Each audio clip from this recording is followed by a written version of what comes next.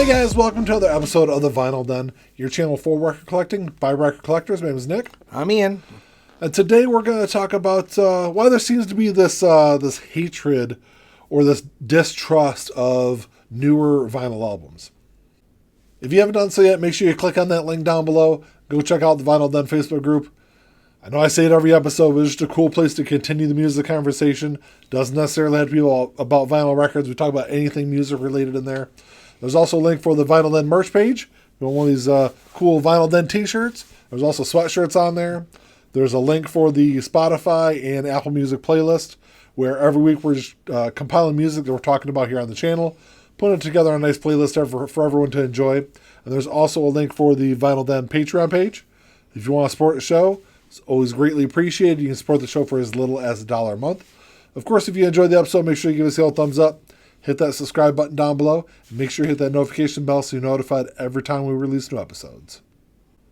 So I guess this is a little bit more of a question to the vinyl community. And not so much, a conversational topic for us to talk about. It's really like, I try to understand why there's so many people out there that really just distrust or really hate new albums or new pressings of albums or new, I should say reissues. Right. I get that there's a lot of manufacturing defects. I completely get that. We've seen those on the rise over the last several years. But like we were talking about before we started recording, a lot of that is really due to the how everything is just rushed through pressing plants. Because there's not enough pressing plants to begin with.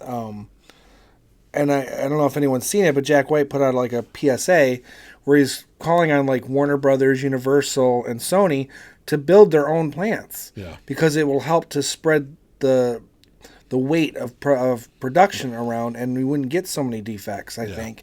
On top of that, it might help to kind of curb prices a little bit too, theoretically. Because if you look at all the albums that are released every year, a vast majority of all those albums come out of pretty much the same 10 pressing plants across the world. So, it's a lot of production. And it's a lot of stuff that those plants are just trying to get through. And that's where you're getting all these defects. So, I definitely get that.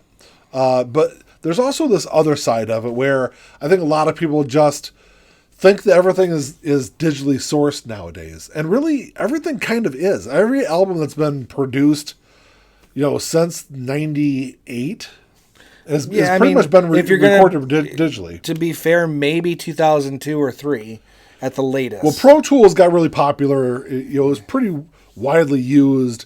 98, 99 was really when everyone really started using it. But since Pro Tools has been out there, everything's been recorded digitally. Now, I will say that there have been some people I've seen online that have said that they won't buy any music that's been produced after, say, 1996 or 1997. So missing out on a lot of good stuff. That's what I was going to say. You're missing out on a lot of really good stuff. Just because an album is digitally recorded or digitally sourced doesn't necessarily mean it's going to have a bad sound. No. In fact, it's quite the opposite. When you're talking about digitally sourced, like through Pro Tools, it's being produced at 24-bit or even, like I said earlier off camera, 32-bit. The human ear can't hear clarity beyond that. So you're getting a pure, clear sound. It's digital, but it's still a clear sound of what the recording is, and that's just being pressed into the vinyl. Yeah. There really isn't a downfall to it. Now, I think most people hear digital, they think MP3. Yeah, and that's a great point. And I think that's where you're having an issue and a disconnect, I think. Yeah, because if you're taking an MP3 and pressing it on vinyl, it's going to sound terrible. Because the MP3 doesn't sound that great anyway. Yeah. Really, when it comes down to digitally sourced music, it really comes down to mastering. And you can say that about analog recorded music also. It's really just in the way it's mastered and mixed. If you can take I'm sure you can probably hire Bernie Grudman or somebody else that's really great at mastering, have them burn a CD.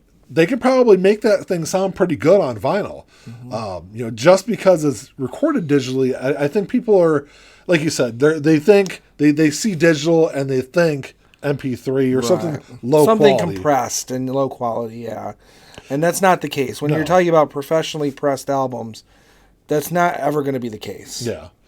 There are some instances where I do have a couple of bootlegs that are, I'm almost 100% sure, are just CD rips pressed on vinyl. Right.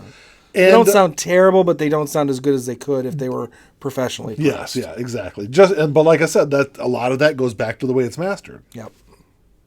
I think a lot of it also comes down to cost. Absolutely. New albums. I just did a video not too long ago. They're getting pricey, and they're only going up in cost. With Universal Music announcing their price increase just recently.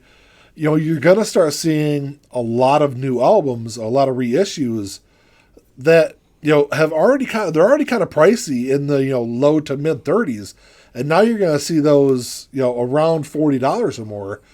And that's another point that I completely get when people Absolutely. complain about, because record collecting is an expensive hobby, and we of course it's something we know going into it, but just the cost of it has just gotten really crazy with a lot of those reissues. But it does bleed into some of those original pressings as well, though.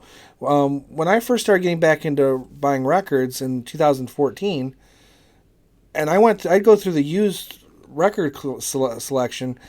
$10 was high. Yeah. Now you're seeing albums that are original pressings that would be $10 but 6 years ago. Now they're like 20 or 30 for a used album, and they're original pressings. So it's cool to have that, but they're used. They're not worth $30. I mean, in some cases they might be, but overall, like I said, an album that I would have spent $10 on or paid $10 for back in 2014-15 is now going for, say, $20 to $25 now, and it just shouldn't be the case. Yeah, I think so. A lot of the used stuff that I see at the shops that I go to, even within like the last 3 or 4 years, a lot of those used albums used to be, from I'd say $8 on the low end, or $7 or $8 on the low end, all the way up to maybe $14 or $15. I picked up a used copy of Smashing Pumpkins' Siamese Dream, which just got reissued just recently. I picked up a used copy of that several years back. I want to say I paid $17 for that. Right. So you had those prices that were there just a few years back, and now I'm seeing a lot of not reissues, but a lot of used albums that are in that. I'm going to pay at least $15, probably I'd say $12 to $15 is now the low end right. of what I'm seeing. Yeah. And there's also a nostalgia factor that, of course, plays into vinyl records for a lot of people, at least.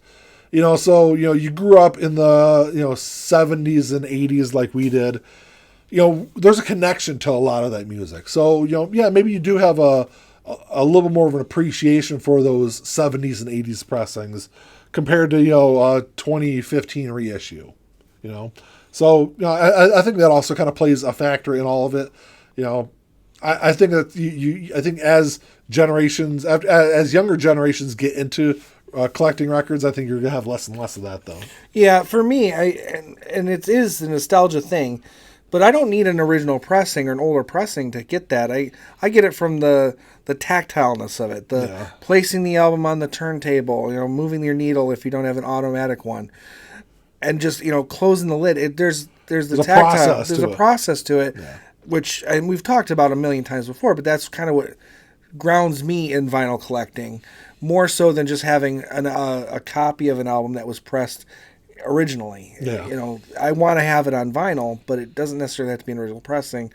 9 times out of 10, I'd actually rather have the reissue.